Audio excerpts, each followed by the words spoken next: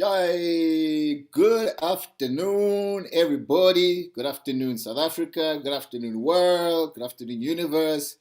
My name is Tabiso Mohare, aka Afura Khan, aka King Khan, aka a whole lot of names. Good seeing you guys again. It's been a minute. I have been hibernating, being a father, for 3 years. I'm out now. Yes, yes, yes. The big mouth is back. Thank you, Yusra. Hopefully, you will not regret this. But it seems like we are going to have an interesting afternoon. Welcome to the Artfluence Human Rights Festival. Today is the last day, and I'm honored to be hosting one of these last conversations called Mandela's Legacy. What does it mean? How relevant is it? The Artfluence Human Rights Festival has been happening from the 3rd to the 8th of May. And is hosted by the Center for the Creative Arts at the University of KZN. And it's held at the Nelson Mandela Capture Site in Horwick. And this year's theme is Freed Imagination, Resilience, Action, and Change. And they're marking 60 years of the capture of Nelson Mandela. And these conversations, which have been happening as part of the festival, are about how arts and human rights relate. And I guess that's the core of our conversation today. I am joined by two beautiful ladies. I will introduce them in a short bit. We've got two other gentlemen who are supposed to join us. I'm hoping they still can, but technology sometimes is not our friend. ESCOM, connectivity, yay, welcome to South Africa. But either way, the revolution shall be streamed, or zoomed. Either way, the revolution will happen, okay? But able to join me from Cape Town, the other country. We shall not talk about the politics of that country, but I'm glad they're able to join us. Clearly, internet is working. First world resources over there. It's fine. We will not judge. We will celebrate. I am joined first up by Tracy Kwai, who is a sixth generation Fisher child from Kalk Bay. She's an artist, storyteller, and entrepreneur, and she's dedicated to elevating lost stories of Black and Brown communities. Good afternoon, Tracy. Thank you for joining us. Please tell us about yourself. Good afternoon, everybody. My name is Tracy Kwai, and I'm a sixth generation Kalk Bay child. My family, my great grandparents were living in Kalk Bay in the early 1800s already, and my family still live there till today. So it's 200 years of generations living in the same place and space, which I think is very unique considering our history in South Africa. And I am a storyteller, and I lead something called the Walk of Remembrance, where I tell stories of my ancestors. And yeah, that's basically what I do. I love storytellers. I pose as a storyteller sometimes myself. But 200 years worth of like the same family, same lineage, same generation. That is incredible. I mean, I think a lot of us are lucky to trace back to your great grandfather, grandmother, and then apartheid takes over from there. We don't know what happens before that. But 200 years, that's amazing. Congratulations. Thank goodness for church records, huh? They've yet, Also joining us this afternoon is Tisetso Mashifane. She's a playwright, theater maker, producer, and educator with a BA in politics and international studies, philosophy and dramatic arts from Rosemasford, or the university formerly known as. I don't know. Are we still calling it that, or have people started erasing that name from their degrees and stuff? This is how you do. I'm good. As you said, the revolution will be Zoomed. I chuckled at that. The university currently known as Rhodes is what some people still call it, UCA for short. But, as the fees must fallest have started to filter out of that space, memory is a fickle thing. When the new generation comes into the space, you try and keep it alive. So I'm not sure if it's still called UCA. I still call it UCA, University currently known as Rhodes, but there's contested politics over the name change still to this day. So, because apartheid did what it needed to do. That's why it's so contested. Yeah. Thank you for joining us. I'm excited. I think I've got two very brilliant minds, diverse backgrounds. I mean, just chatting before we went live, really, I was like, oh, so like just such different worlds. I mean, I feel like I'm in the middle of yourself and Tracy. I think Tracy sort of being one sort of generation older than me, and yourself, Tise. So I think the generation after the best generation ever, which is the 80s. But we'll not get into those politics. We'll just call it trappe van vergelijking. Trappe van vergelijking. When was the last time I heard that? You just took me back. Anyway. I was about to say, I have no idea what that means. That's just exposing this generation thing. When you go big, bigger, biggest. Yes. No, we confuse the millennials there, Tracy. It's okay. We forgive her. We have a very interesting topic today that we get to discuss, and I'd like to sort of spend a lot of the time getting into that. Trying to keep it. I mean, heavy subject, big topic. A lot of angles to it. Personally, I have a lot of feelings about Mandela's legacy.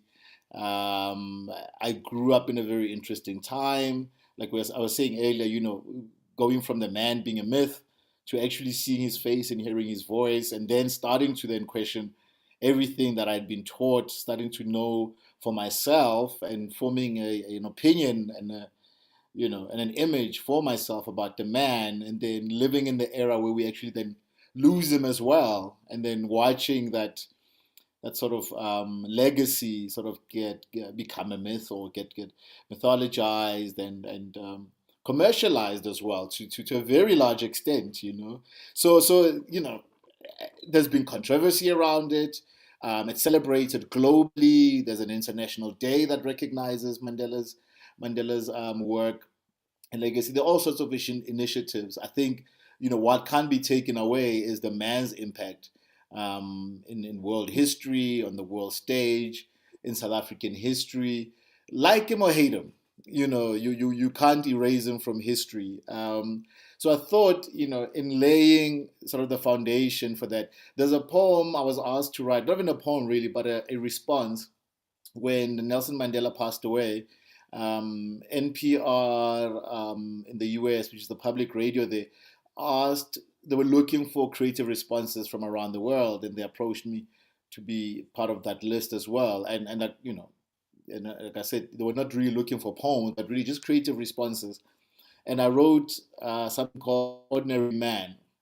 And I'd like to read that before we start the conversation. An ordinary man.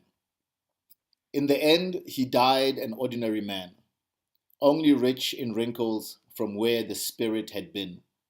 It would be the saddest days, and we watched the world weep for a giant bigger than myths, a life owned by many, now as free as the gods. Some cried as though tomorrow was lost, some celebrated, questioned freedom and its cost. Some seized the chance to stand on his shoulders, while others cursed his grave and scorned wisdom of the elders. Stadiums were littered, and those in the know spoke their fill. Mourners paid tribute, monarch to president made the bill. But still, where do I begin in telling our children where these old bones have been, and that we as next of kin have inherited his struggle, and he forever lives through our skin. And on his last day, when the earth reclaims what's hers, we will surrender his body but reignite his spirit. We will write all we know and let history read it to our children, and remind both scholar and critic that there was once a prisoner of freedom who gave the world its heart, but in the end, he died an ordinary man.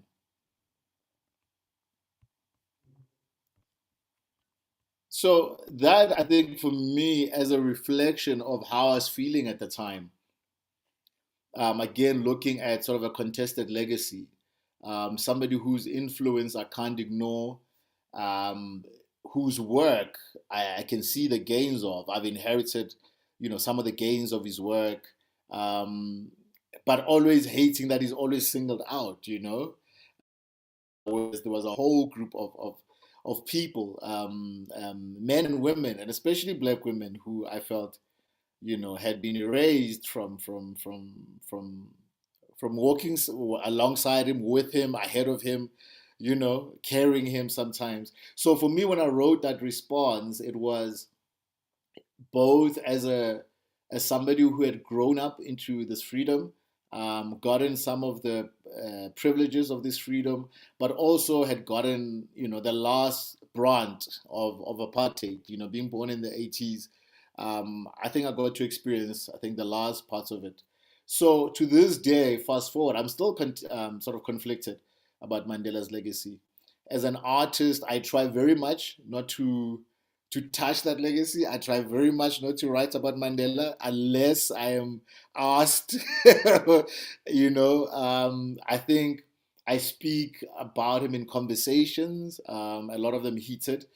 So I think off the top, I'd like to find out, maybe starting with you, Tracy, what, as an artist, what does Mandela's legacy mean to you? And I know as an artist it's quite narrow, because before the artist there's a whole human being, there's a whole, human child or human being who grew up in apartheid, who got to see some of the ugly, who got to carry some of the promise of freedom, got into freedom, got, to debunk some of the things about Mandela. But to you, I think, both as an artist and as a child of the struggle, to put it in a loose sense, what does this legacy mean to you? Sure. I went to a school called Heathfield High, which is a very political high school, and learned everything to do with the struggle and what was happening in South Africa at the time. At school, coming from Kope, we lived, and if you ever do the tour, you will see that we live in this bubble, in this, I think Kope, it's almost like its own country, where the fishermen live in this little basin, and you don't have to go anywhere to buy anything or see anything. You literally living in this little basin of safety. And all of a sudden, because there are no high schools where I live, I have to commute to school. And it's like everything I've ever known about my existence, about life, about this country, about everything it's like an egg, and it just cracks open. And all of a sudden, I am running away from tear gas. I have matriculants locking me up in a classroom and pushing me underneath the desks. And I don't know what's happening. And I'm just like, what is going on here? Because I didn't know what was going on. Because the fishermen got to stay in Kope and my neighbors were white. So I could wake up in the morning and I'm literally living across the road from a white person. There weren't these segregated spaces for fishermen living in Kope. And so I struggled with this whole kind of learning about what was actually happening to my family, to the people. We were a little bit like agter die klip, what we call agter die klip. And I had no idea. So school for me was my education. where we had sprayed on our walls Free Nelson Mandela. We met with the student SRC. We went to rallies, where the school was incredible in the way that they taught us about things like the pass laws. I remember being in what we then call Senate 6, which is in grade 8, right? Yeah. And learning about the pass laws. So you get to your home class and each child is given a pass, right? And with the pass, each grade is restricted to certain areas at school. And you have the teachers and the matriculants and the SRCs are like the government. So if you are caught in a certain part of the school, you are then have to show your pass. And it was such an incredible way to teach young children about what was happening in the country. And then at the end of that week, have a ceremony where this fire is lit and everybody throws their passes into this fire. It was a really beautiful way of teaching us what was actually happening, so, in a way that made us understand rather than just watch the television. So it was like this physical kind of way, and then do things like, we had matriculants burning tires on the field and stuff. So for me, Nelson Mandela was like a hero to me. I'd come home and talk about Nelson Mandela to my mom, who was an elderly woman because she adopted me when I was 3 years old. So I'd come home, and Mandela at the time was the same age as her. She died 4 years ago and she was 101 years old. So she was actually a year older than Mandela, And her growing up in this racism, like really, thick in racism, was for me tricky because I had to kind of find my way in that. There's this community which is a colored community, but a racist community, and dealing with racism in my own culture, right? This is like, let's talk about racism of brown people. So it wasn't just that it was this white brown thing, it was this brown black thing, so there were some brown people in the community that didn't care about Nelson Mandela, right? Because there was this split between two communities, and so to navigate between that, for me, was hard. It wasn't hard. It was this thing that I was bouncing up against all the time. Just like, how do I change this in my community, And I feel that only now, as a almost 50-year-old, is to take that work or that legacy and move with it. But it's hard to move with it because we've in a way surpassed it. We've in a way had to go like, actually, it's 28 years ago and we're still sitting where we're sitting now, and we're having to do this work. Still now, 28 years later, this work of freedom, So the legacy of Mandela is very tricky for me, because I come from growing up in the 70s, being a teenager in the 80s, going through the 90s. I don't know if I've answered your question, but these are the things that I grapple with. Yes, you have, like, beautifully. And you've also raised important points that I want to come back to later, And like I said, I feel like I'm sort of the bridge between yourself and Tisetso, because I'm born in the 80s, sort of, I think, the height of the swell, before the whole thing blows over. again, caught between two worlds, caught between, the Bantustans and the Republic, if you want to call it that. I think what for me, again, that contested position where some black communities, like Mangope was like, he's a terrorist, okay, let him go to jail, let him stay in jail, and then you're born in the East Rand, where that's the sort of the battleground for the ANC and IFP, also, towards the early 90s as well. So sort of those two contested worlds. And then D said, so now you are born 90s, and you pretty much then get to grow up with sort of the man present, no longer out there, no longer hidden. How is the legacy? What does the legacy mean to you? And growing up sort of with a different image and presence of the man, as compared to Tracy? I mean, I think I've always had a very particular relationship with Tata Madiba because of what he meant to all the people in my family. So they made sure that they instilled his importance of him in me very early. I couldn't question it. I didn't have any room to question it. Why should I question it? Tata Madiba, by the time I got into my consciousness, because I was born in the mid-90s, but you only have sort of memories and stuff that really stick when you're like maybe like 5, 6.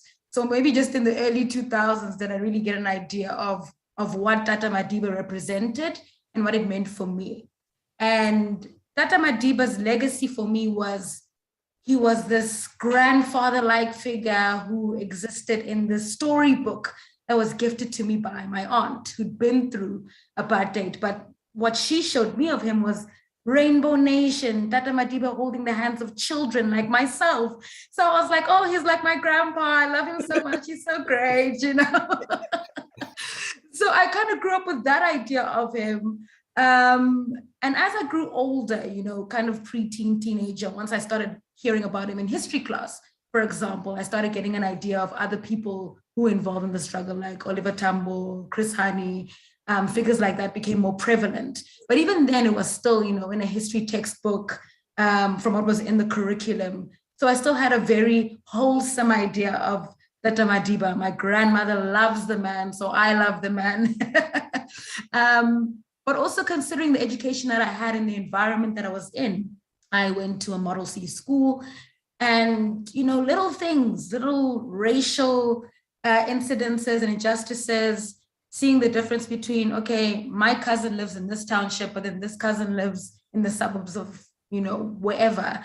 Those little differences, as a child, you're like, but didn't Tata Madiba fix this stuff?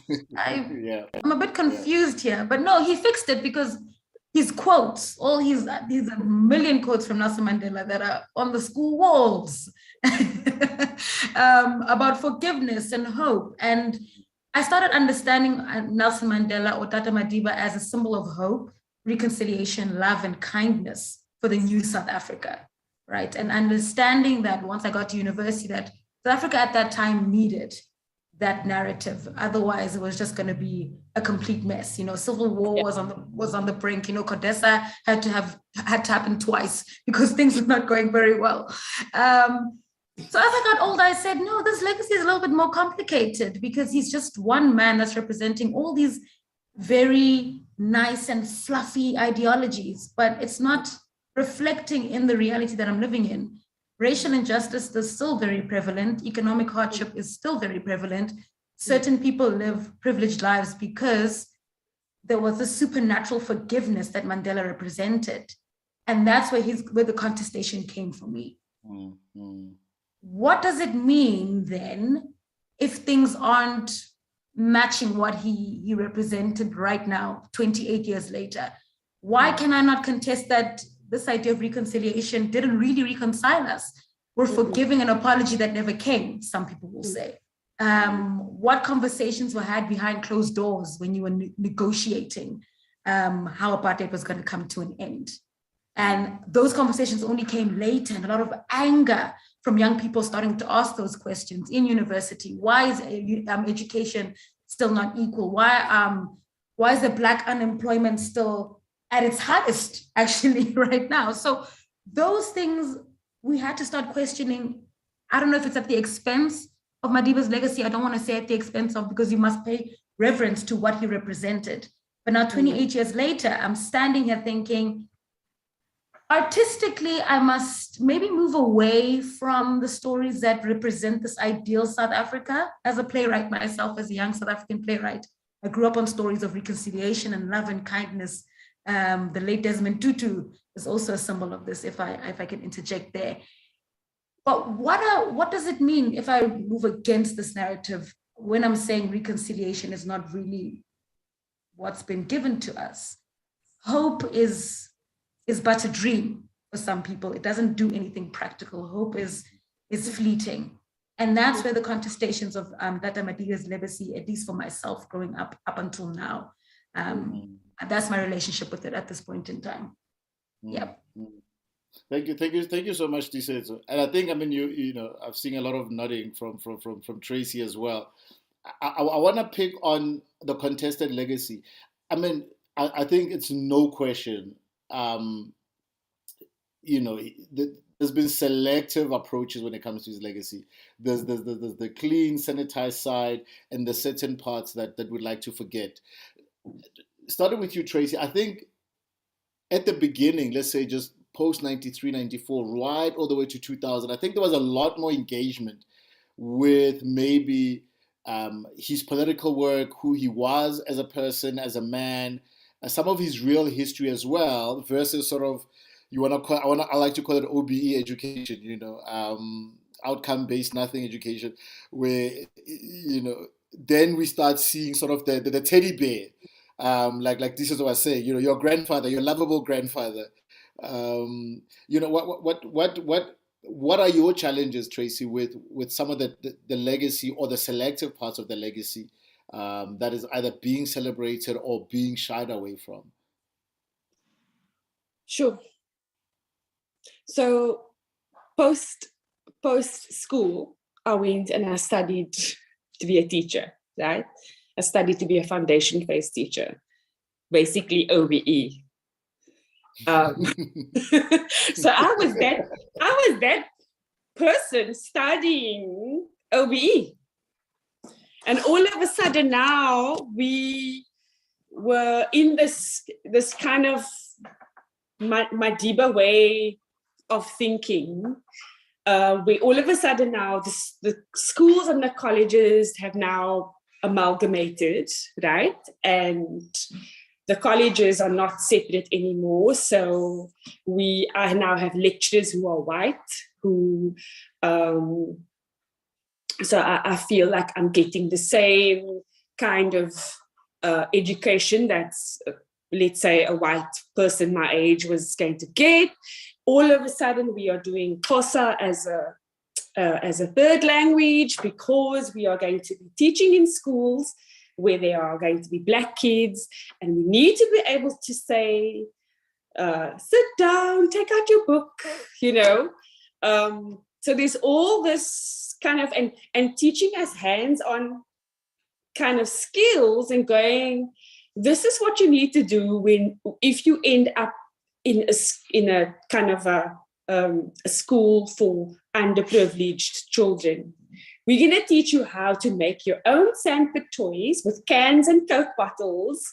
And we are going to teach you basically how to make your own books. And this is what you can write in the books. And you can teach them Xhosa rhymes and Xhosa poems and all these songs. And so basically you kind of become part of that Madiba, rainbow, happy, let's love each other kind of dream. You become part of the Madiba dream. Yeah. As a child, as a teacher, as a young teacher, you become. And my first class, I did have a mixed kind of class of kids. But yeah, I even forgot the question because I'm literally rambling on here. just before I go off context, can you just kind of just recap that for me? I have ADHD. Yes, we're talking about. So sorry, no. We're talking about the sort of the contested parts of his legacy that you have challenges with. Yes. Yeah, Yes. So, for example, I'd framed it around, we even use an example of the later part of Mandela being a teddy bear, as per Disetso sort of experience, yes. versus you interrogating, living in an era where they were Yes. interrogating the political and the personal side of the man. Yes. Yeah. And so basically, so yes, becoming part of Mandela's legacy per se. So and qualifying or graduating as a teacher to basically do the work that Nelson Mandela wanted to happen at schools. But it's kind of so, I feel like he's so, he was made into such a hero and such a kind of grandpa, like he was saying, he's this grandfather, Tata Madiba kind of thing. And then you have these kind of kids and the families, and all of a sudden I'm teaching a class, right? And two kids basically really love each other in class, okay? And the parent, at the parent meeting, a parent coming in and say, who is this child? I don't want to say their names. And I say to the parent, oh, this is actually the child's parents. And the next day, that child coming to school and saying to that child, you can't be my boyfriend anymore. Sure.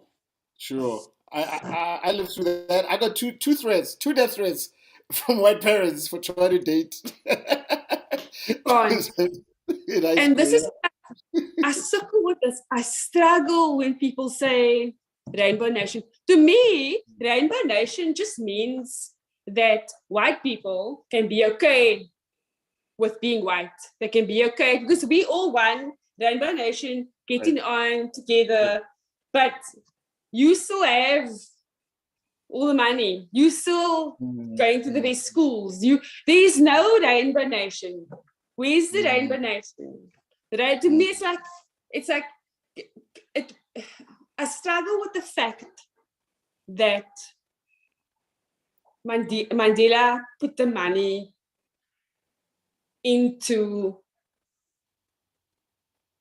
he basically gave it back to the capitalists. Yeah. And not to the people. Yeah. That's what I struggle with.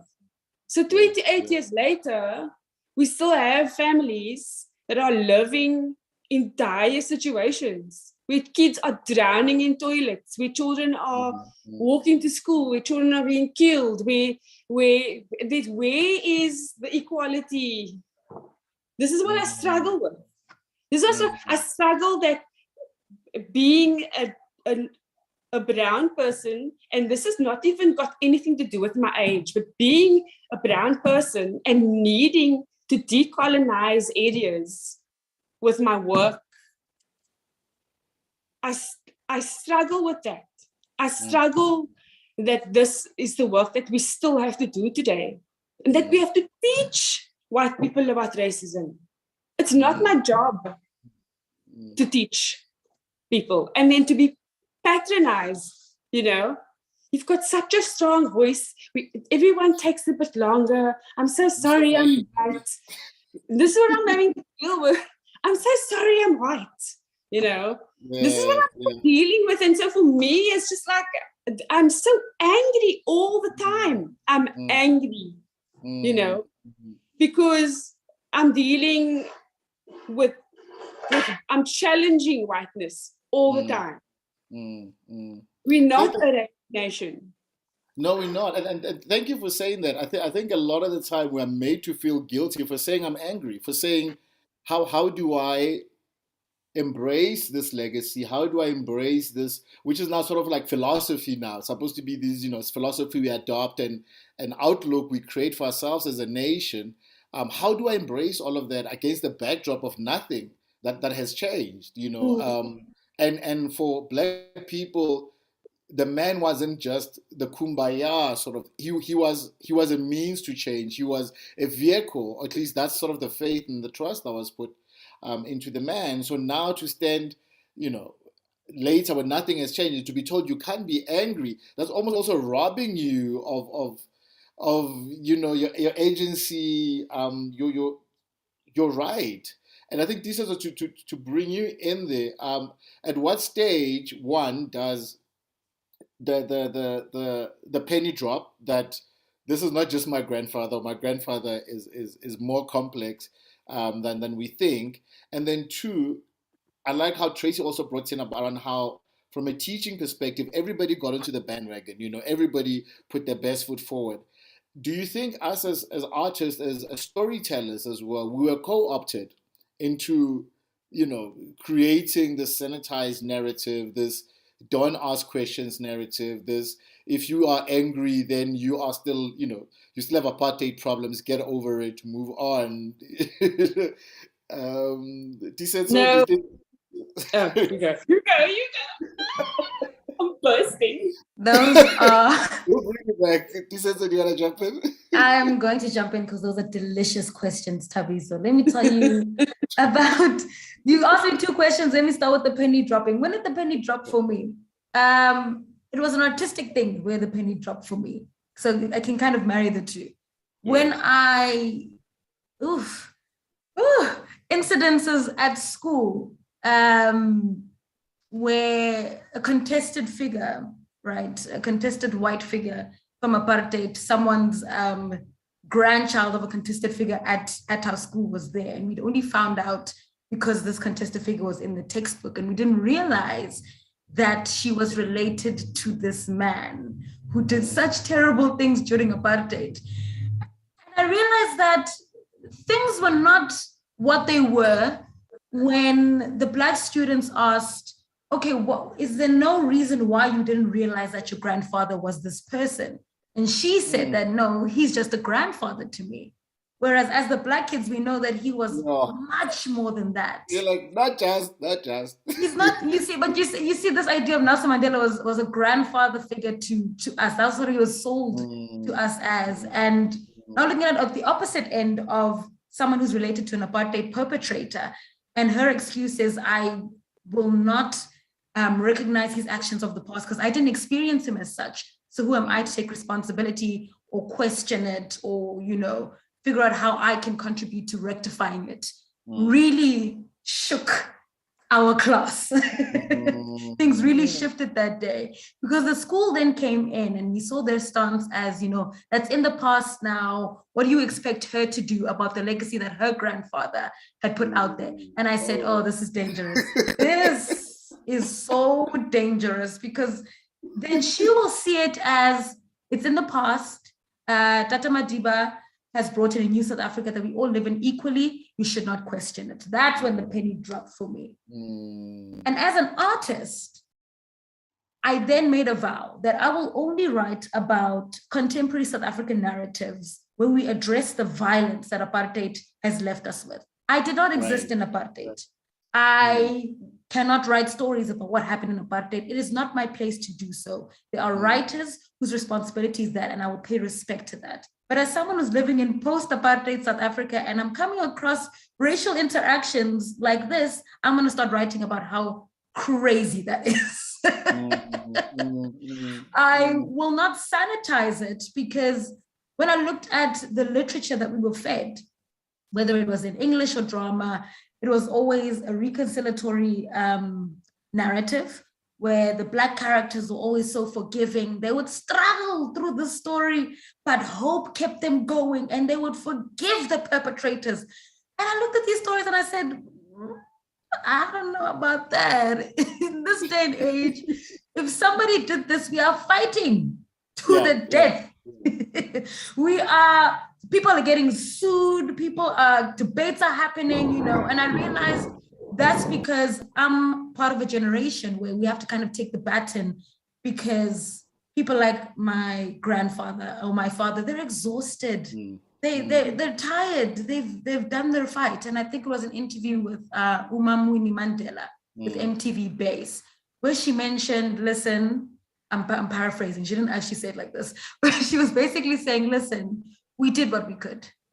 We solved the problem that we could solve. The problem has since mutated. It is still there. Let's not forget, it's still there, but it has mutated. And we are not in the position to really deal with it. So it is now time for the next generation to take over that baton, to figure out how it has mutated, the different ways in solving it. I'm talking about racial injustice in particular, and then also that also comes with economic injustice and so on and so forth.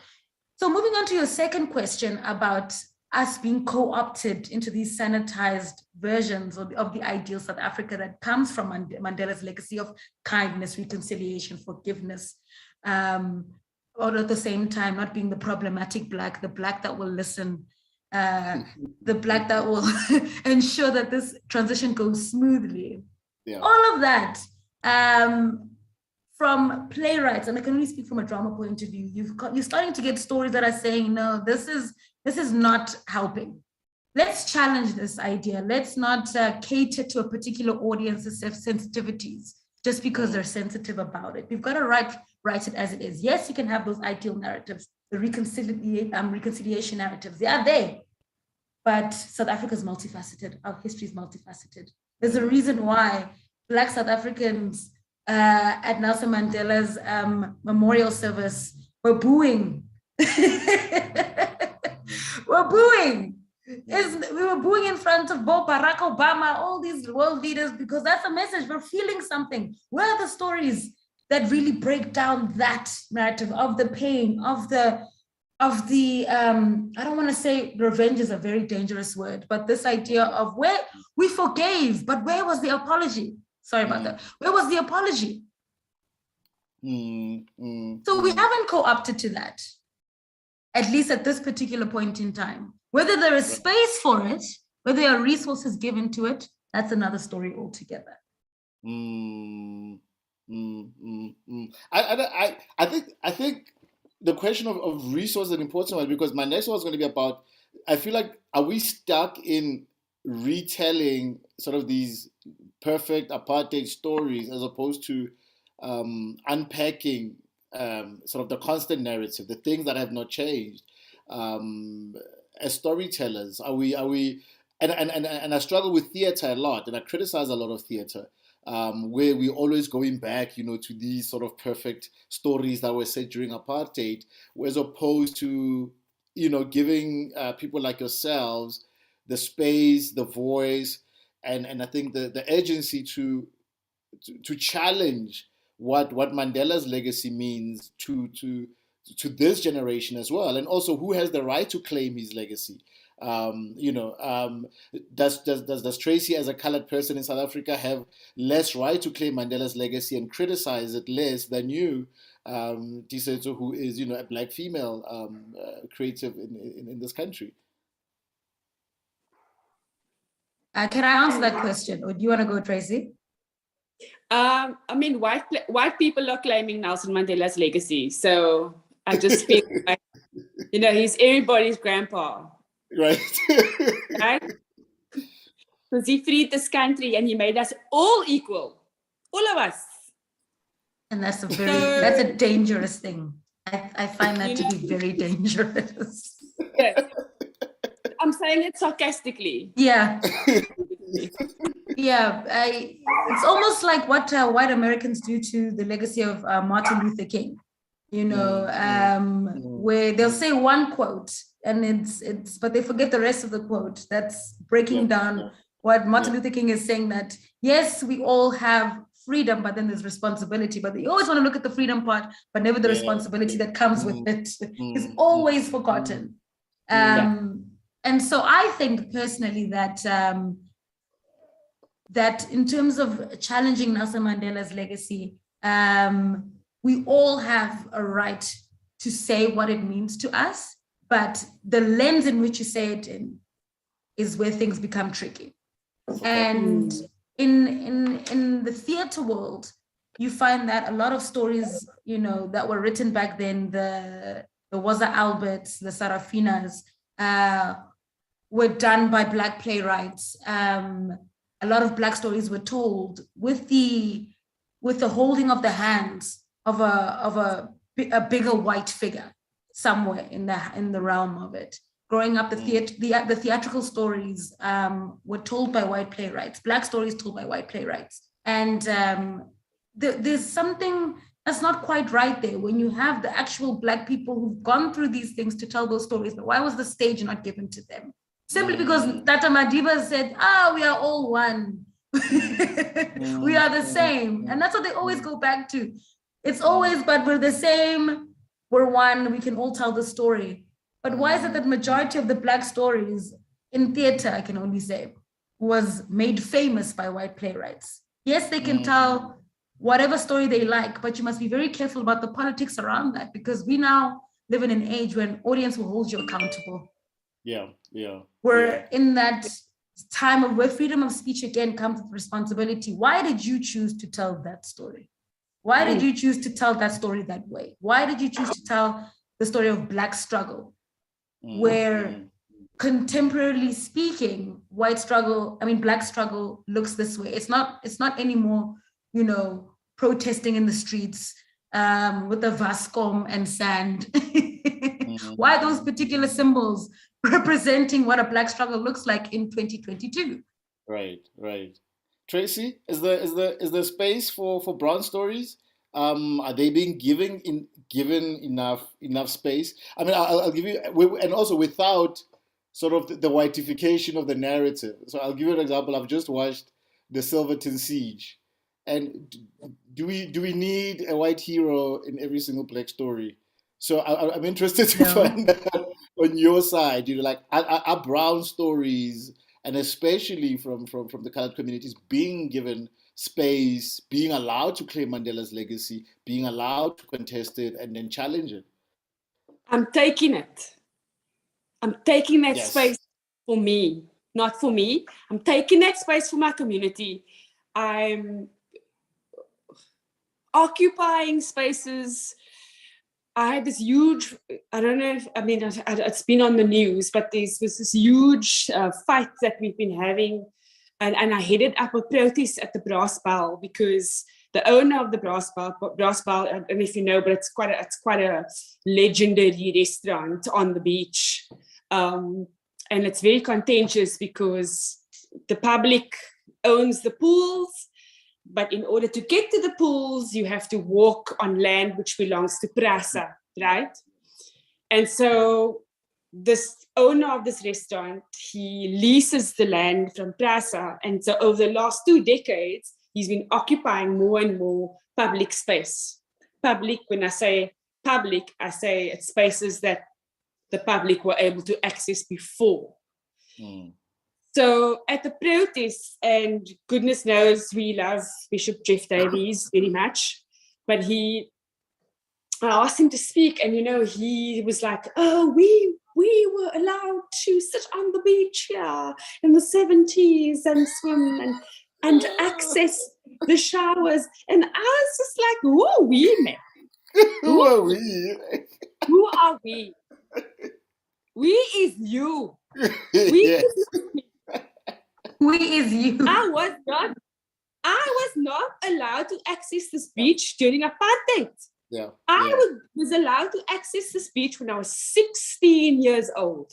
I could come onto this beach. And all of a sudden now, because this owner, and what he does is, on big holidays, right? On holidays where people of color come to the beaches, Boxing Day, New Year's Day. It's one of the only big days that people are able to do this. He puts a gate there and he locks that gate. So now nobody can have access, right? And all of a sudden, the white people in the community are now up in arms because they're feeling for the first time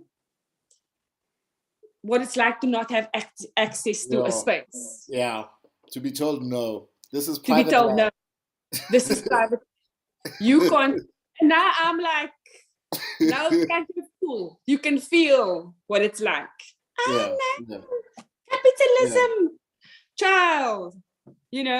And so for me, is also doing things. This is woman So one of the pools that used to be a whites-only pool, there's a chair at this pool. And this woman put the chair there, a white woman, put the chair there.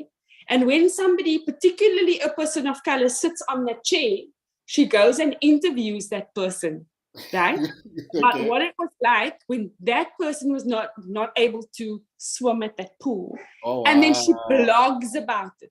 Wow. Yeah, you see, that's why I have problems. Why are you doing that? Why?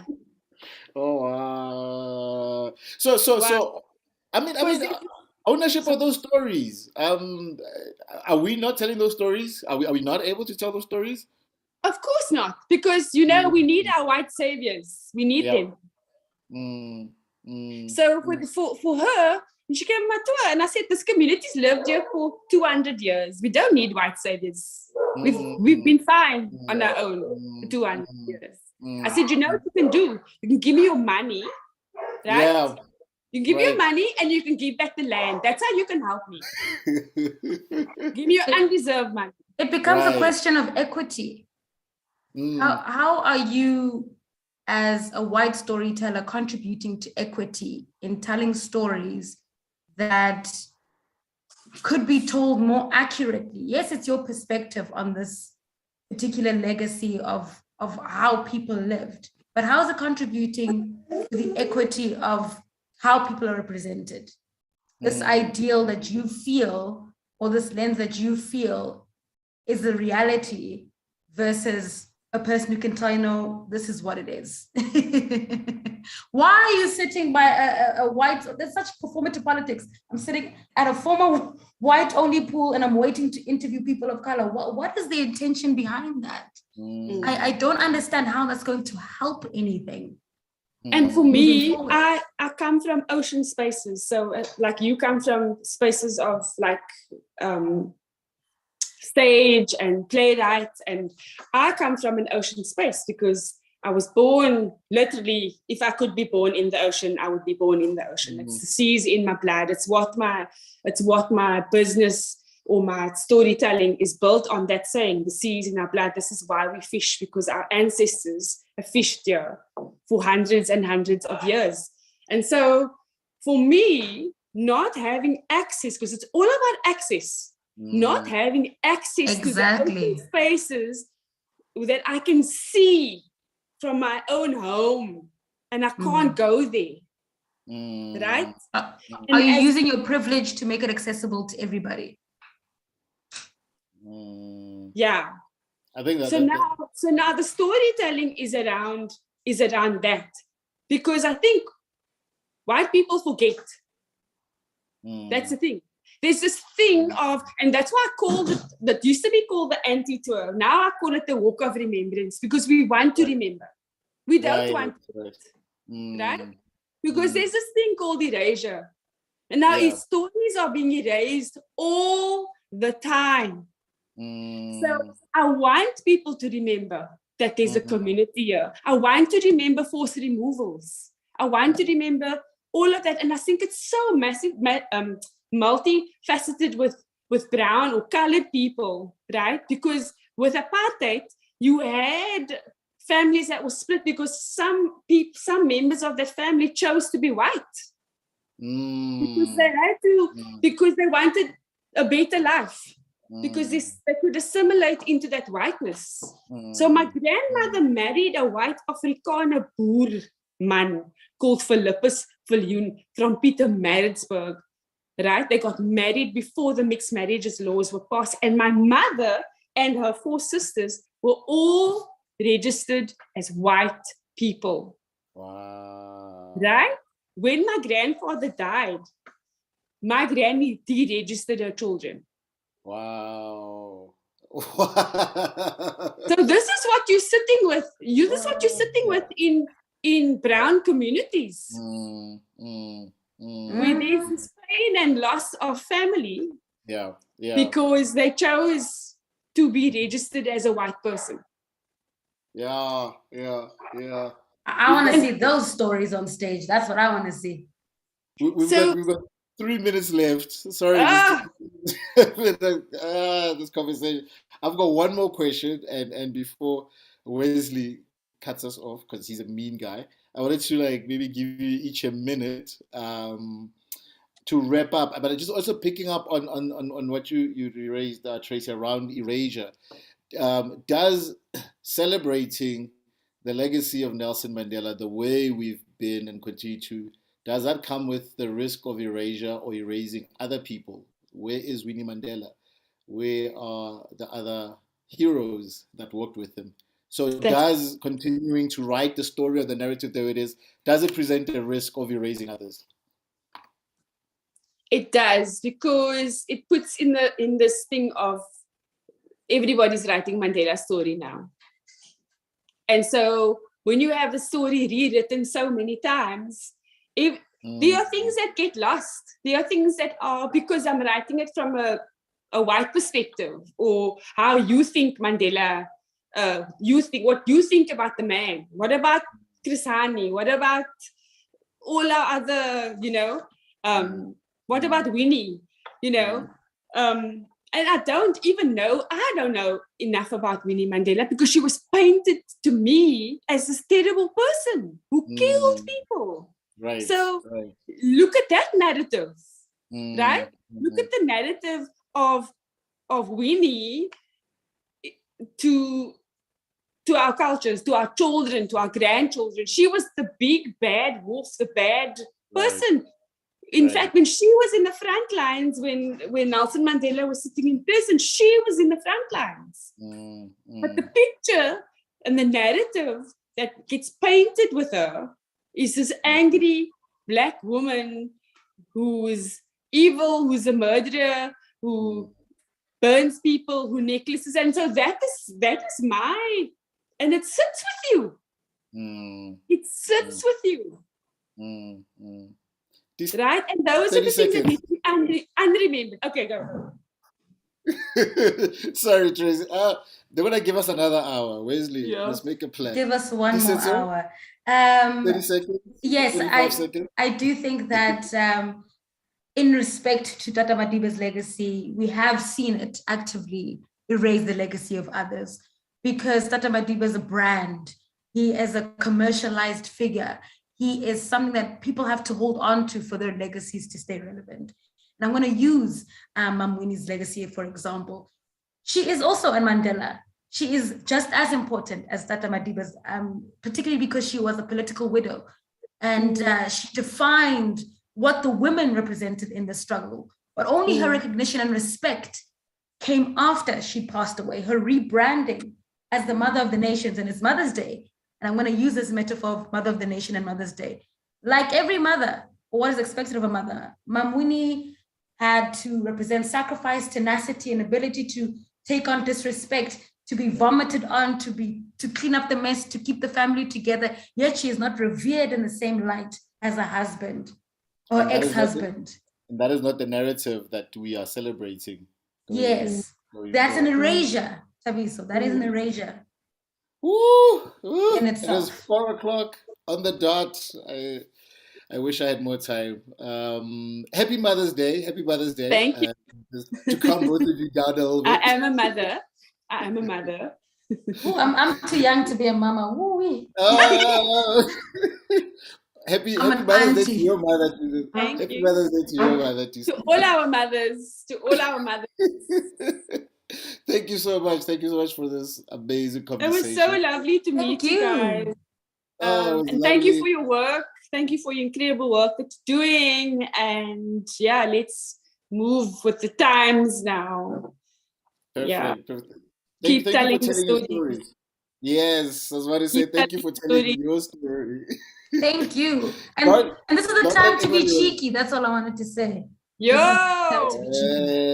Yes. I'm trying to just be, because we are online now.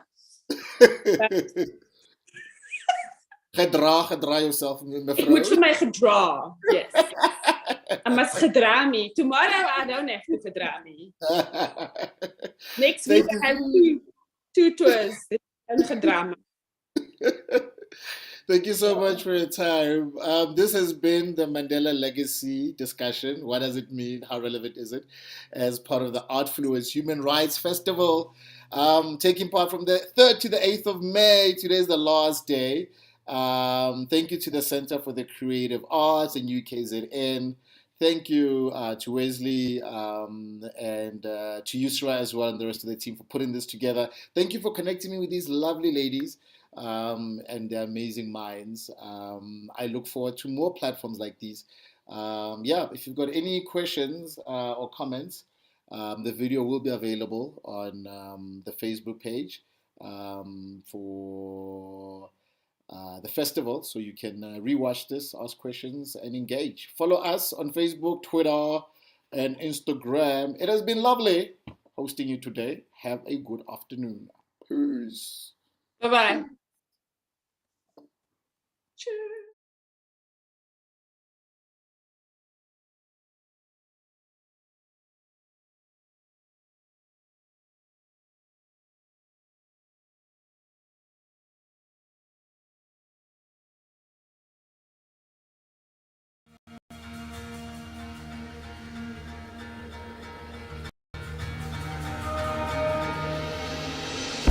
Think moments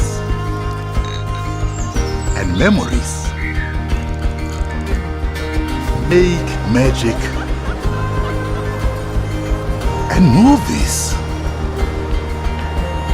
Share between sons and daughters, or just friends in their quarter.